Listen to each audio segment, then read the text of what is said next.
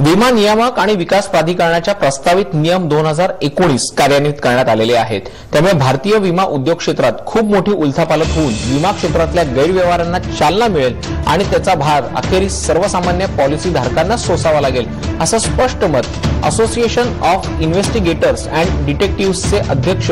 सुरेंद्र जग्गा यांनी व्यक्त केलेलं आहे। भारतामध्ये वाहन उद्योग आणि एकंदरीत अर्थव्यवस्था सध्या नाजूक स्थितीत असताना इरडाच्या प्रस्तावित नियमांच्या विविध क्षेत्रांवरती तसंच सर्वसाधारण लोक आणि विमा पॉलिसी धारकांच्या दृष्टीने त्याचे काय परिणाम होतील याविषयीची भूमिका असोसिएशन ऑफ इन्व्हेस्टिगेटर अँड डिटेक्टिव्हने स्पष्ट केलेली आहे। आता जर 2019 मध्ये जे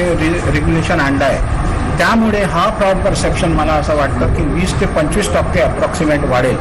आणि हा फ्रॉड वाढल्यामुळे जो आज प्रीमियम एक कारला 15,000 रुपये प्रीमियम येतो इन्शुरन्सचा,